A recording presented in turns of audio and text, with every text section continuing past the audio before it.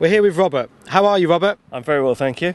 Robert owns one of the greatest cars of all time. Robert, tell us about your car. It's a 430 Spider, which I purchased in 2006 new. It's now 4 years old. It's my fourth Ferrari that I've owned, and I have to say it's one of the greatest Ferraris I've ever owned, and I absolutely love it. However, I was just saying before that I made a most terrible mistake and drove the 458, and that is absolutely sensational, and I'm almost committed to buy a 458. However, I do love my 430. It's a wonderful car, and it's an event to drive a car like that. I've owned Porsches, and I've still owned Porsches, but when you drive a Ferrari, it's just something really, really special, and I absolutely love it. And of course, the only colour to have in a Ferrari is black, not red, like everybody else does. Resale red. Yeah, exactly. You want to be different. Red. You want to buy a yellow one because there's not many of them about, and they seem to be selling for a little bit more now these days. Now you've got the Spider, of course. Yep. There's only one way to roll, and that's with the roof off, and that's being topless. Black with black. Is that what? Is that too dark? Yeah. Too discreet. So tell us, what made you buy a black with black? Well, I started with 355s, which were red because that was my first one. Then I bought a 360 Spider in black with crema, and I thought the black looked really fantastic. And I thought, well, I'm going to have a 430, and I ordered it, and there was no question I was going to have a black one. The interior colour, everyone's doing crema, and I felt that the beige, a few people were having the beige, and I decided to have the beige, and I made the carpets beige as well, rather than this black carpet look, and I wanted something a light interior. The roll bars are in the beige, and when the roof's down, it looks fantastic. It looks absolutely the best colour. As a matter of fact, HR Owen said to me it's one of the best combinations they have ever seen, because not many people order the beige. They all go for the crema, because that's bog standard. A Rosso Corsa with red. So I just wanted something different. And if I order a 458, I probably will go once again for black. And we got red calipers. Well, I've always fancied red calipers, to be honest. Gotta have a little bit of red somewhere, I guess. Yeah, I got red somewhere. I got to add a bit of red to it, so I had the red calipers done. And it's just wonderful. It's serviced, Dick Lovett and Cardiff service it. They come and pick it up in a wonderful truck every time. Marvellous. They pick it up, they take it all the way down to Cardiff, because I live in Hertfordshire, which is a long way to go, but they take it down there and they look after it. And they've been marvellous. Unfortunately, this last service came to quite a lot of money. I had to have a new clutch. The car's got 14,000 miles on it, and apparently that is quite good for an F1 clutch, so it's fine. I had to have new exhaust manifolds, which everyone says to me when I mention it. Common problem with the exhaust manifolds. So yes, after I was told that, it's a very common problem apparently. So the bill was quite a lot of money, but however, I haven't spent much over the years on Ferraris. I've never had any even really serviced, except for this one. You don't service your Ferraris? No, I just sold them all. I kept them all a year. Right. Just kept them a year, had them a year, and just kept them 1 year, sold them. And this one I've had for 4, so I've had 4 services on this one. So I spent a little bit of money in it, but it's fine. Well, you don't have to worry about cam belts because obviously it's chain driven. Absolutely. And so you got 14,000 miles out your clutch. Have you ever pressed launch control? No. Another failure. No launch control. No, because apparently if you press the launch control, which is what Ferrari tell you, it takes absolutely lumps out the clutch. Yeah. And of course, at 1,500 quid just for the clutch, and plus £1,000 just for labour charges, plus VAT, it's an expensive outing.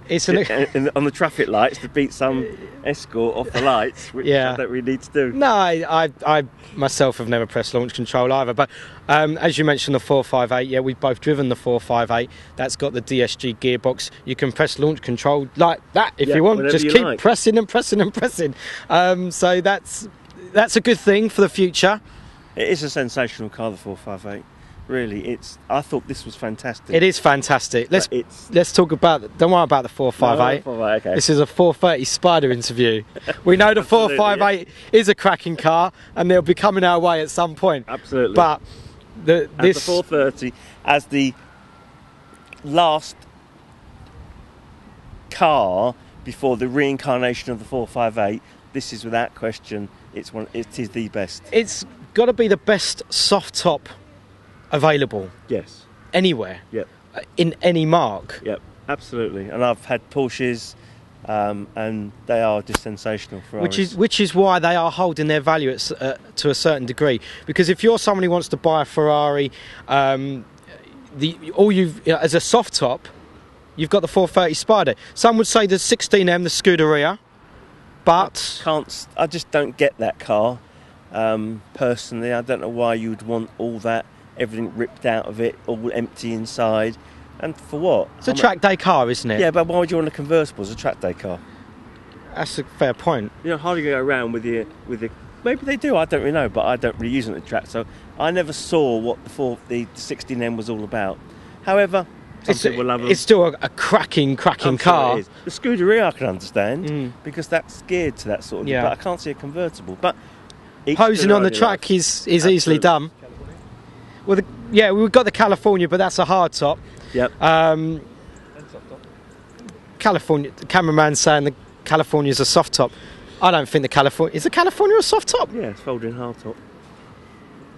However, I don't think the California was ever built for the English market. I think it was geared really for the Americans. Yeah, the California's a slightly different kettle of fish to the 430. Yeah. It's more of a cruising car, touring car, whereas your 430, it's your muscle, it's your beast, it's your machine. Absolutely. I think it's a great car and I love it.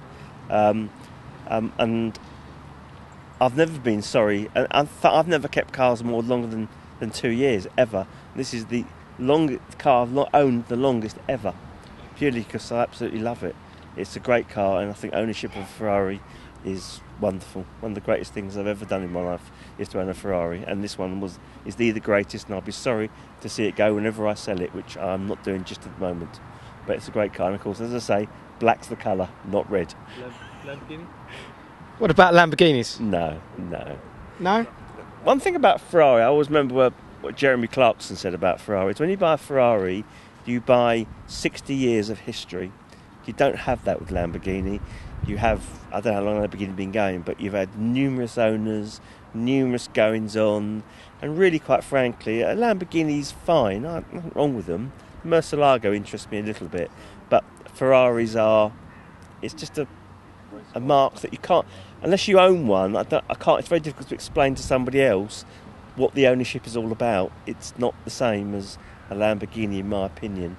I think they're very nice cars and they've got a bit of German technology, but do you really want German technology? There's enough of it around. Let's have some Italian technology, which is what that is. That's my view on it, but I'm sure somebody will disagree with me somewhere along route. For someone who's looking to possibly buy a 430 Spider, because we do a little buying guide as well, believe it or not, what should they be looking out for? I think, like all Ferraris, you need... Most general Ferraris, you're going to buy a 430, most of them are in good condition. None of them are really being bashed around. That's probably maybe high mileage, because most of them, they get more than 2,000 miles a year if they're lucky. Condition, okay, history is one thing. I personally only buy from a dealer. I've only ever bought from dealers because you get the full Ferrari set up, and if you're only spending that amount of money, that's where you want to buy. You want to buy from a dealer. You know what you're buying then. You've got some backup. You've got some history. You know where it's been. You know what's happened to it. If you've got a problem, they deal with it. Yeah, and I had a problem once with the 360. The cam belt's supposed to have been changed, and they never did. They took it back Maranello and changed the cam belts free of charge. No issue at all. That's what you want. What you want when you buy a car which is going to be in the 90s and £100,000 mark. That's where you want to be. So now yours is a 2006. Yep. So the warranty's run out. Yep. Now, there's 3 stages of warranty. We've got the Cube warranty, which covers basically more or less everything. The Power warranty, middle of the range, it will cover bits and pieces. And then we've got the Bottom warranty, which, you know what, I don't even know what it's called because I'm not interested in the Bottom warranty. Your warranty's run out. You're not concerned about renewing the warranty or anything? Well, that decision was made last year because it was then 3 years old. That top warranty is £3,500. It's not cheap. And that's for the year? That's for the year. Yeah. Now, most of the things that generally, certain things go wrong that you can't avoid. However, at £3,500, and I'm only doing, my car is stored 6 months of the year, so I'm doing 3,000 miles, maybe 4,000 miles a year, which is actually quite a lot for a Ferrari, and it's quite a lot of money for £3,500. And the only thing that I've had done was the exhaust manifolds, which were a warranty item, but however, I would have spent £7,000 on the 2 warranties just to get back, which cost about a couple of £1,000 for the exhaust manifold. So as far as I'm concerned, I can't see it. If you're doing 10,000 miles a year, then I'd say it's worth the extra. It's worth. Not many cars are doing 10,000. Do 10,000 miles a year? None of them. But I just can't see the value in it. It's a lot of money, 3,500. Sometimes as well, you can get a goodwill gesture. Say the dealer can come back if it's got some issues. They might say, you know what, Ferrari in Italy or whatever, they're going to pay for it. Which it does happen. It does happen. Now, that's fantastic. You say that last year, which I just forgot, the power steering pump went, and it just about 3 days it went for the service. And as a matter of fact, Ferrari gave me a goodwill gesture and paid for the parts. I just paid for the labour, so that worked out all right. That's nice, isn't that? Good. Yeah, it was good of them. Because sometimes you just don't expect it, and if it happens, you get a phone call saying, "We're going to pay for that." It's like, really? Thank you ever so much. Yeah, so that really appreciate that. That was good. So, and okay, at the end of the day, it's not all doom and gloom, basically. No, it's not all doom and gloom. And people say, "Oh, they cost thousands to keep going." My car goes to Cardiff, and the average cost of a service is £650. Is it? Yeah, that's what I pay for. Really? Yeah, all the way down to Cardiff. When first year I had the car, I took it to the south of France, and I put nearly 6,000 miles on it in the first year. And it had to have a major service, and they charged £1,000 for it. Now that's not bad for a Ferrari. I've got a 911, and they charged me £500 for a service. So I think 650, and they take it all the way down to Cardiff. And they look after it, obviously, if you've been there year after year. It's been there from new. The only person's ever serviced it, and they've been marvellous company. So I'd only recommend them. And that's Dick Lovett in Cardiff. Yeah, they're very good. And I was recommended them by another Ferrari owner who uses them. But I've spent a bit of money this year, but it's not bad over the overall cost. Values are coming back now. It took a bit of a terrible hit in the credit crunch. Values just fell away to nothing. Yeah, that's when I bought mine. But that's the best time to buy it, really. Yeah. But now they're coming back, and they're quite strong now. They're sort of not falling, and it's been quite good, really. So I'm quite happy with the value of it now. And I'll wait to see what I'm going to do next. Hopefully I'll get something also black. Not a yellow 458 Spider. No. Now, however, the yellow's not bad. Beautiful yellow. Yeah. £13,000 option for that stage 3 yellow. Yeah, 13 grand extra. But however, I have to say, and I don't like yellow personally. Robert, come on, you were doing so well in this interview. I'm not a great fan of yellow, but I have to say that new yellow is not bad looking, especially when you put the black roof on it. Yeah, it breaks it up. Nice bit of black and yellow. Yeah. It does break it up. Quite cool. I still have to be convinced to buy a yellow car, however. You haven't seen mine. Yeah, I'm sure it's lovely. Robert, thank you ever so much for joining us on fGear. Yeah, thank you very much. Thanks, mate.